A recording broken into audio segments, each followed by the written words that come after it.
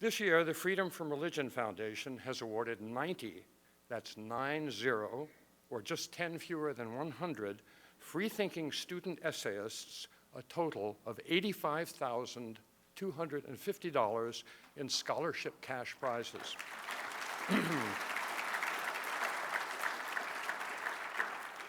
FFRF currently hosts 5 different student essay competitions, having added a new one just for law students.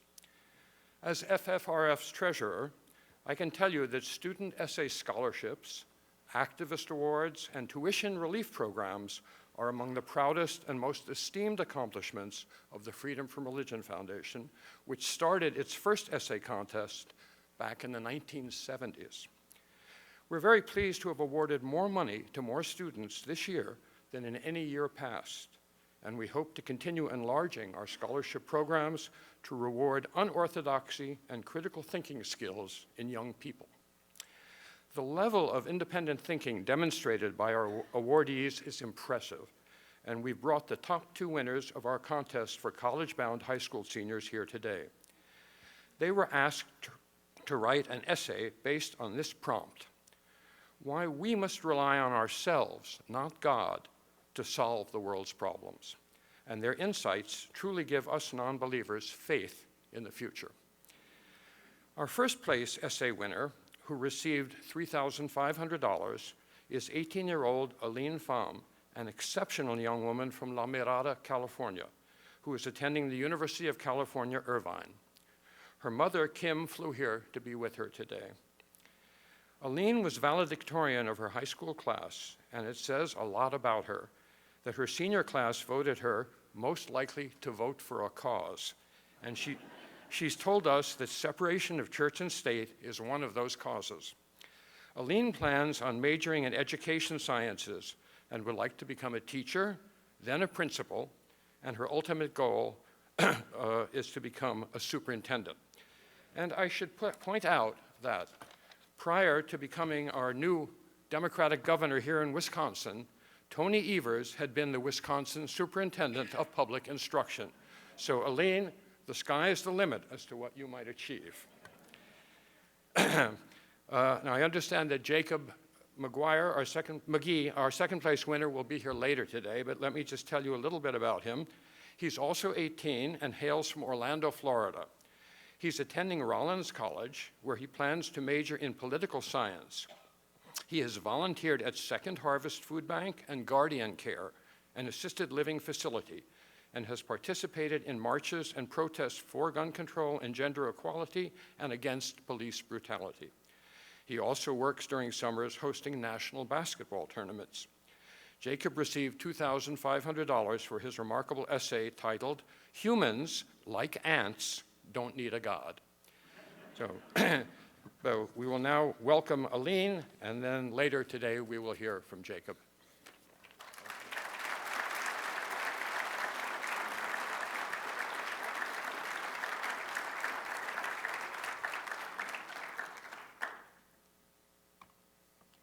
Good morning, everyone. Thank you, Steve, for that nice introduction. My name is Aline, and I would like to thank FFRF for this generous scholarship, which has, by the way, already helped to cover my first tuition this quarter. So this past summer break, while my friends were taking trips to San Diego and making their most of their last summer before adulthood, I sat in my room and applied to scholarships.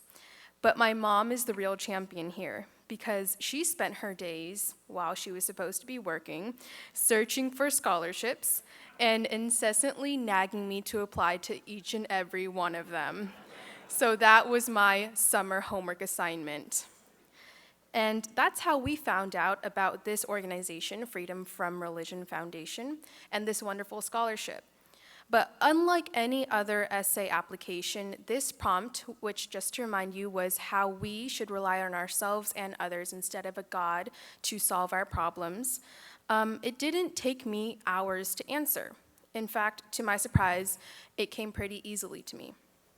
So I sat there in my room with my laptop in front of me, and I thought about myself in 5th grade, a 10-year-old girl fed up with the substitute teacher who went on a 30-minute spiel about God promptly after introducing herself. And I went to public school, by the way. She did roll call attendance and praised every single child whose name came from the Bible. So she went, "Oh, Isaac. Oh, Joseph. What a pleasure to meet you." Not Aline, though. But that's not all. She rambled about how we, as children of God, must be grateful for the blessing of education and thank Him every Sunday in church. I disagree. Education is a privilege. Impulsively, but not regretfully, I raised my hand and said, "What if I don't go to church?" And I swear to this day I could hear 30 other students shifting in their seats, awaiting a response from this old lady. And she replied something along the lines of, "Oh dear, well that's okay too." But I could tell just by looking in her astonished eyes that she thought this 10-year-old girl was going to hell. I thought about 13-year-old me sitting crisscross applesauce in the public library when a security guard approached me and firmly demanded that I take my feet off the chair. Fair enough. With his bulging eyes at me, he asked, "Do you sit like that in church, miss?" At the time, mind you, I was 13 years old, I was too taken aback to call him out on this rude assumption. But now I realize how wrong he was in imposing his beliefs and Sunday practices on me, even though I shouldn't have had my feet on the furniture in the first place. I thought about 9th grade, when my friend, whom I still get along with very well, asked me, "Wait, Aline, you're Christian, right?" And I asked him, "Why would you assume that?" I thought to myself, maybe it's because that one time I helped him fix his grammatical errors in his mission trip letter to Mexico. But to my utter disbelief, he replied, "Well, I just figured because you're so nice and a good person." And this reminds me, I just included this anecdote last night because of Hemant Mehta yesterday, who was speaking about this very topic. And I was like, wow, that happened to me too. I would not have hesitated to call him out on this obviously flawed logic, but the funny thing is that my friends seemed to notice his mistake before I could even point it out. And this dangerous association of Christianity with good and everything else with bad is what spews ignorance and hatred throughout our nation. And so I took all these thoughts and many more that had been roaming around my head for years and poured them onto paper or a laptop. And the result was this: God makes no mistakes. Personally, I think he set the oven temperature too high when he cooked up Agent Orange in the Vietnam War, when he stirred Jewish bodies in Nazi Germany, when he sprinkled some cockroaches in the Rwandan genocide. A God did not do that. Humans did. Instead of singing hallelujah and talking to the sky, we should hold ourselves accountable for such terrible atrocities and prevent history from repeating itself. Vietnamese Buddhist funerals are very peculiar. For hours on end, monks recite prayers, repeatedly slurring their words so much that no one, not even the most fluent Vietnamese grandparents, can understand. My mother tells me that the murmuring chants will allow my late grandfather's soul to leave his body and move on. I nod my head just to humor her. He's dead. His body has been cremated. His body is gone, but his memory lives on. And I don't think we need monks or altars or burning incense to recognize that. So I refused to cope with my grandfather's death by reciting meaningless prayers in front of Buddha statues, and instead I vowed to carry on his memory by working hard in school, swimming laps at the pool, and being kind to others. 3 years after his passing, I can safely say that I have healed and still continue to fulfill my promises without the help of a God. After the Parkland shootings, the smell of social activism lingered in my California high school as it led its own students sit out for common sense gun control. While I protested on the lawn in honor of these 17 victims, some of my peers refused to participate, convinced that their thoughts and prayers would be suffice to heal all wounds. As comforting as they may be, prayers cannot heal bullet wounds or social wounds caused by mental health issues, faulty legislation, and deep-rooted prejudice. These prayers are merely temporary solutions that encourage individuals, including my peers, to unproductively wait around for the man upstairs to solve their problems and vanquish their worries. So rather than throwing baseless words at victims, we should address problems like gun violence by introducing new laws and effective politicians. The same students who offered their thoughts and prayers used the Bible as their sole evidence for discriminating against my LGBTQ+ classmates. I often wonder if they realize that such baseless claims contradict the love thy neighbor principle. Religion gets in the way of so many things and is a root cause of many social wars we fight today in this nation. I draw conclusions about our world using evidence provided by Bill Nye the Science Guy, not the Bible. I have always been fascinated by science, biology in particular. So in freshman year of high school, my passion and drive for biology class paid off when I was recognized as my teacher's top biology student at my high school's awards ceremony.